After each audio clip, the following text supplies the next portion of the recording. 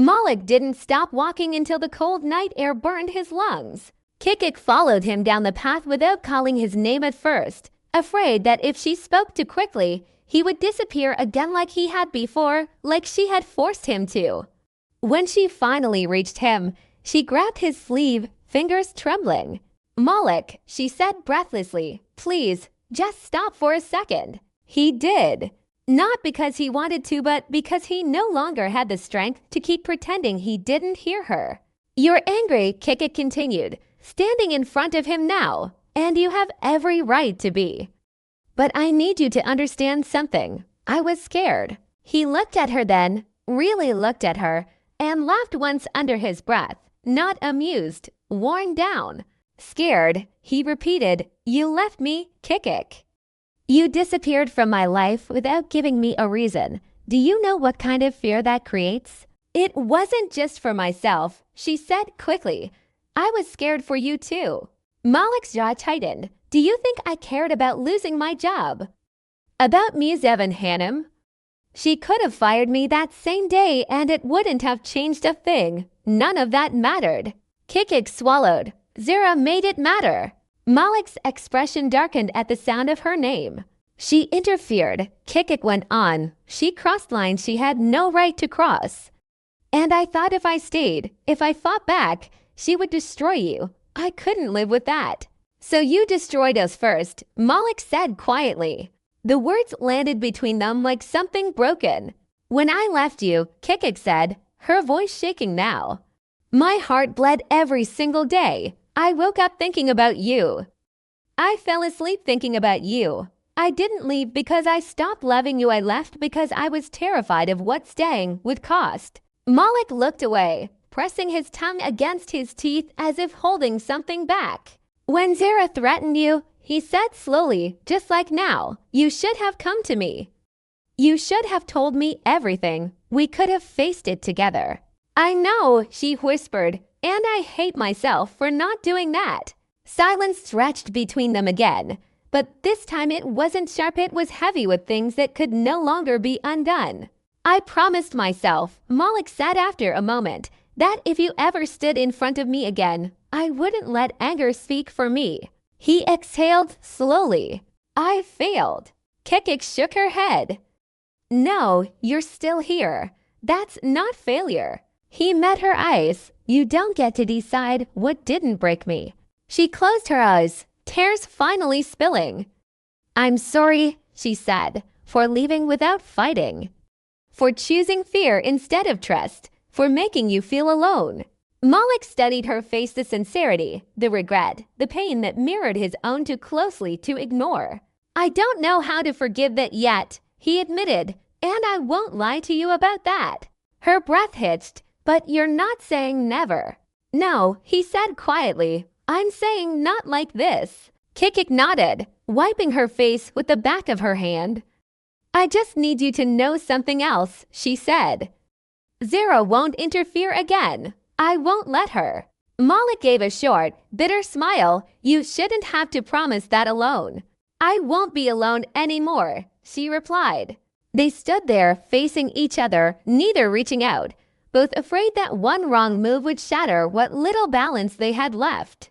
"I have to go," Kikik said finally. "My mother is waiting."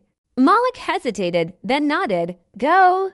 She took a step back, then stopped. "We'll see each other again, right?" He didn't answer immediately.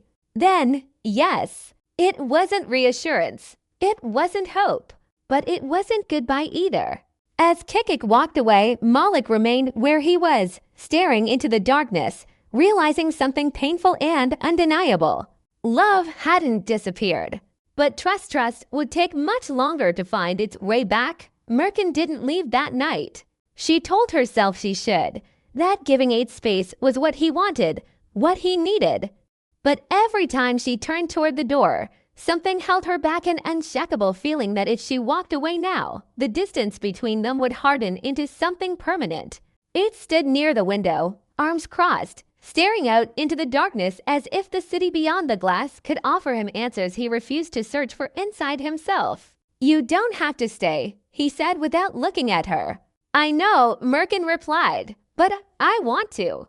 That made him turn. For a brief second, their eyes met, and Merkin saw it again, that flicker of uncertainty he tried so hard to bury.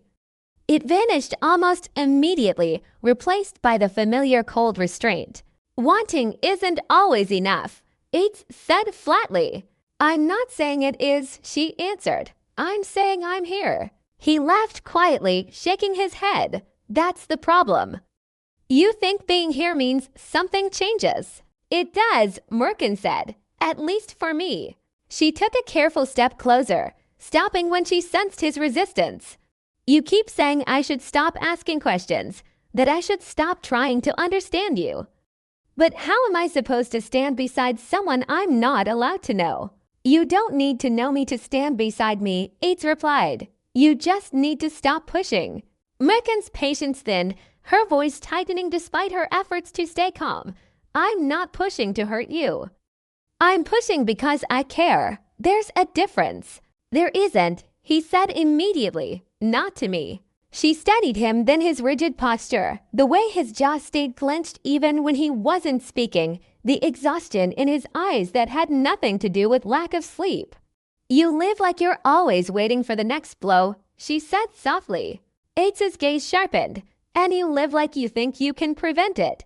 I think pretending it won't come is worse, she replied. For a moment, neither of them spoke. The silence between them was no longer explosive, it was heavy, thick with everything they refused to say. You asked what we are, Yates said suddenly. If you're not my enemy.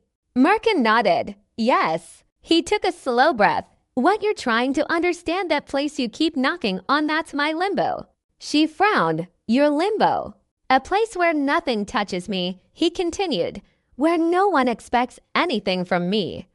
Where I don't have to explain myself or bleed for someone else's comfort.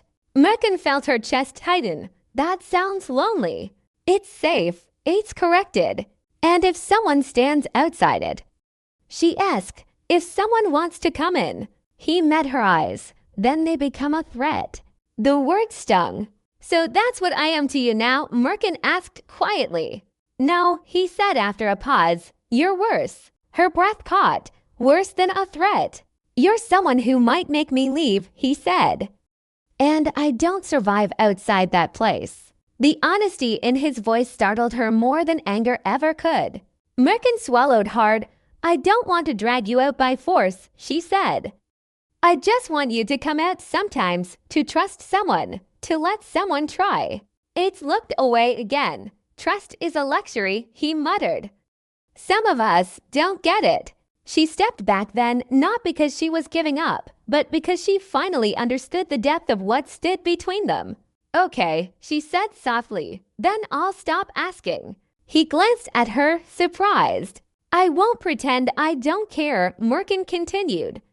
But I won't push tonight, or tomorrow. I'll wait for the moment you decide you don't want to be alone in that place anymore. Yates didn't respond. But when Merkin turned toward the door again, he spoke quietly, almost against his will. Don't mistake silence for indifference. She paused, her hand on the door. I won't, she said. Just don't mistake my patience for weakness. She left then, closing the door gently behind her. Yates remained by the window long after she was gone, staring at his reflection in the glass, realizing something he refused to admit out loud. For the first time, the walls he had built were no longer keeping someone out. They were keeping him in.